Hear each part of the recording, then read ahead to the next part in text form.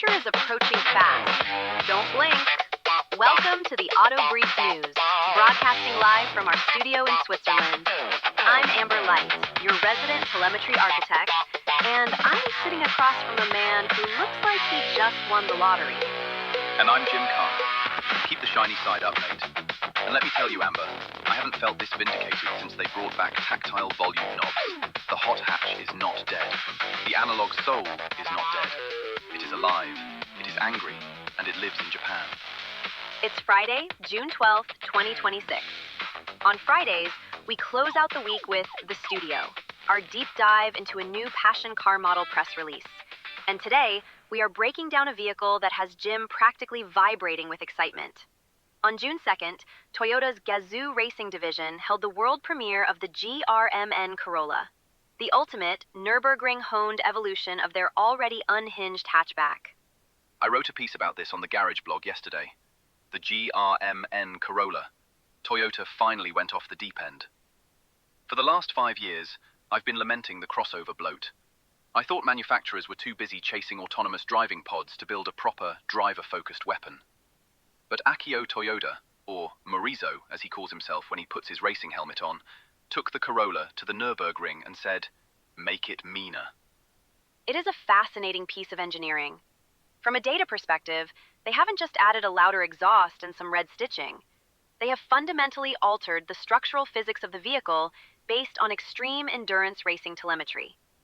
But before we get the chassis on the lift and dissect the carbon fiber, let's cool the engine temps for a moment and hear from our partners. This segment is fueled by echoesoftheroad.com, vintage gear design for car enthusiasts and anyone who believes true beauty has mileage. Echoesoftheroad.com is your definitive apparel store of vintage car culture. All right, Jim, let's open up the hood of the GRMN Corolla. The powertrain is an evolution of the G16E-GTS. It's an inline 1.6-liter, 3-cylinder turbocharged engine. But the fascinating part isn't just the output, it's how they acquired the data to improve it. Exactly. They didn't just put it on a dyno in a sterile laboratory. They've been racing a hydrogen-powered GR Corolla in the Super Taikyu Endurance Series in Japan. Because hydrogen burns differently and stresses the fundamental internal combustion engine components in unique ways, they learned how to reinforce the block and optimize the power delivery.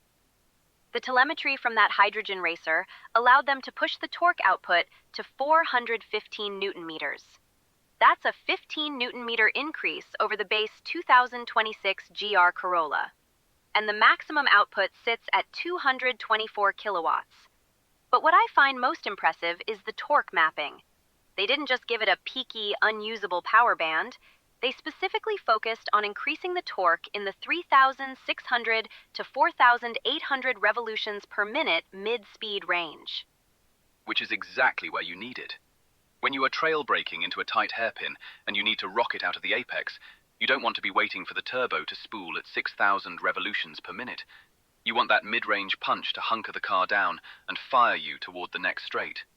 And to make sure the engine doesn't melt when you are driving at continuous full throttle, they added a sub-radiator and an intercooler spray system. An intercooler spray system? That is old-school rally technology. It is pure, unadulterated Group A rally homologation madness. You press a button and it mists water directly onto the intercooler to drop the intake temperatures. It's brilliant. And they pair that engine with a close ratio 6-speed intelligent manual transmission, the IMT. 3 pedals, a stick shift, and 415 Newton meters of torque being routed through their GR4 active torque split 4-wheel drive system. They exclusively tuned the 4WD control for this GRMN variant.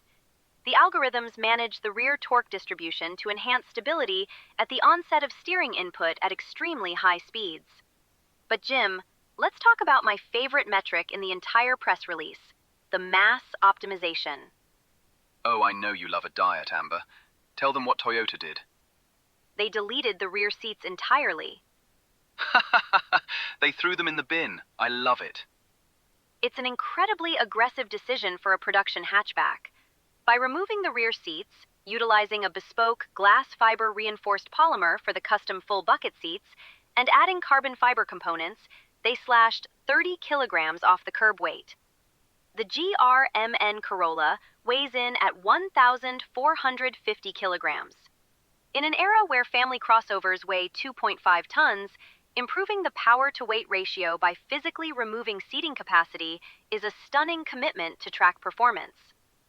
It's a massive middle finger to practicality, and I am entirely here for it. Where those rear seats used to be, there is now an exclusive cast-iron black strut brace bolted across the chassis to stiffen the rear end. Which brings us to the structural rigidity. The data here is staggering. For the 2026 base GR Corolla, they had already increased the application of structural adhesive. But for this GRMN model, they extended the structural adhesive by another 13.9 meters. There is now a total of 32.7 meters of aerospace-grade glue holding this chassis together, reinforcing the body structure to handle the extreme lateral G-forces. And you need that stiffness because of what they did to the suspension. They took this car to the Nürburgring Nordschleife, the green hell. It is 13 miles of the most punishing tarmac on Earth. The Nürburgring isn't just flat corners, it has massive elevation changes, jumps like the Flugplatz, and compressions that will tear the oil pan off a normal car. The vertical suspension travel experience there is beyond any typical racing circuit. To counteract this, Toyota engineered exclusive monotube shock absorbers. They use inverted monotubes on the front and uprights on the rear, both equipped with internal rebound springs. And they adjusted the shock absorber stroke down to a single millimeter. 1 millimeter. That is the kind of obsessive suspension geometry you usually only see on Le Mans prototypes. It keeps the inner wheels pulled down to the tarmac during high-speed cornering, and they wrapped the 18-inch forged matte bronze wheels in 245/40Z R18 Michelin Pilot Sport Cup 2 tires. Those are 10 millimeters wider than the base car, and they are essentially street-legal track slicks. The aerodynamic profile is equally uncompromising. Every vent and wing serves a mathematical purpose. They applied exclusively developed aero parts based directly on their Super Tyque experience. You have a carbon fiber engine hood with a massive extraction duct, carbon fiber front fenders with pressure relief ducts, and carbon fiber front side spoilers. But the pièce de résistance is the carbon fiber rear wing. It isn't just bolted on for Instagram photos. It has a 5-step adjustment mechanism. You can literally dial in your aerodynamic downforce in 1-degree increments. Toyota had their professional drivers testing different wing angles at the Nürburgring just to find the optimal specifications for high-speed stability. And the interior reflects that exact same ethos. It is a workspace. The custom-designed full bucket seats were developed by putting them in the Super Tyque race cars and having professional drivers evaluate them while wearing helmets. They adjusted the seat length specifically to facilitate aggressive clutch operation. And look at the dashboard. It's flocked. For those who don't know, flocking is when you apply a suede-like material over the entire instrument panel. Rally cars do it so that when you are driving directly into the sun over a crest, you don't get any blinding glare reflecting off the plastic dashboard into your eyes. It is pure motorsport utility. You even get Master Driver Marizo's signature on the instrument panel padding, and an exclusive GRMN serial number plate. It is, without question, a masterclass in focused engineering. But Jim, there is a catch, and it's a catch that involves your least favorite piece of technology. Don't ruin this for me, Amber. What is it? The purchasing process. The GRMN Corolla is going to be available in highly limited quantities, primarily in Japan, North America, and Australia. But in Japan, to even negotiate buying one, you have to apply via the GR App smartphone application starting in autumn of 2026. A smartphone app. I knew it. I knew the corporate tech bros couldn't just let us walk into a dealership with a checkbook. I have to download a piece of software, make an account, and enter a digital lottery just to beg Toyota for the privilege of buying a manual hatchback. It's an efficient way to manage limited supply and prevent dealership markups, Jim. It democratizes the allocation process. And there is one more piece of news. Toyota announced that alongside the 2-seater manual GRMN Corolla, they are currently developing a 5-seater concept called the Marizo RR. It will feature the Gazoo Racing direct automatic transmission, an 8-speed automatic geared for track use. A 5-seater with an automatic. Well, that's for the people who want to look like they go to the Nürburgring, but actually just sit in traffic on the M25.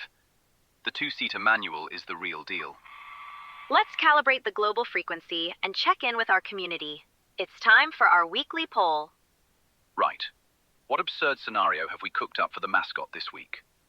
Every week on our Instagram feeds, represented by our helmet mascot, we pose a highly specific scenario. This week, you are strapped into the GFRP bucket seat of the GRMN Corolla. The intercooler spray has just hissed. You are approaching the carousel corner at the Nürburgring. The Michelin Cup 2 tires are screaming for mercy, and the G16E-GTS 3-cylinder is howling at 6,500 revolutions per minute. What 1970s cassette tape is blasting from the stripped-out cabin? You are in a lightweight, high-strung, violent machine on the most dangerous track in the world. You need a soundtrack with relentless driving aggression. I am putting in Motorhead's Overkill. It's fast, it's loud. It has absolutely no refined manners whatsoever, and the double kick drum perfectly matches the pulse of a highly stressed, turbocharged engine bouncing off the rev limiter. That is suitably chaotic, Jim. However, I view driving the Nürburgring as an exercise in high-speed mathematics and precise rhythm. I'm selecting Kraftwerk's The Man Machine. It's clinical, it's precise, and it perfectly encapsulates the idea of car-driver unity. You are fusing with the technology to create a perfect lap time. Cast your vote in the comments of the post. Kraftwerk again. You are going to put the viewers into a robotic trance. You don't do math on the Nürburgring, Amber. You survive it. We will let the audience decide. Let's bring it to the finish line.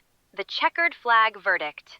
Green light, amber light, or red light? Jim, you wrote the article. You go first. The Toyota GRMN Corolla. I have never given a car a green light faster than this.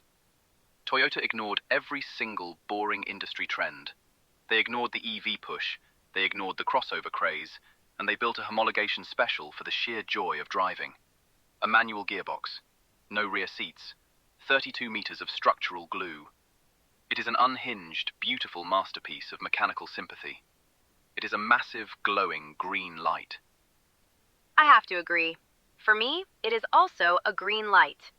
While I am deeply invested in the digital 800-volt architectures of tomorrow, I possess immense respect for the scientific pursuit of dynamic physics.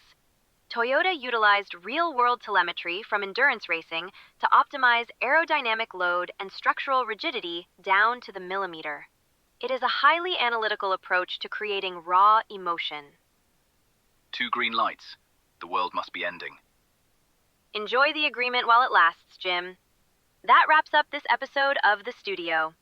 You can read Jim's full blog post, The GRMN Corolla, Toyota Finally Went Off the Deep End, and explore the full Nürburgring spec sheets in our garage archive at theautobrief.news. And don't forget to subscribe to our Friday newsletter, The Telegram. I'll be writing this week's edition from the barn, probably staring lovingly at a photo of that carbon fiber rear wing. I will make sure to digitize his typewriter pages before they get covered in motor oil. I'm Amber Light.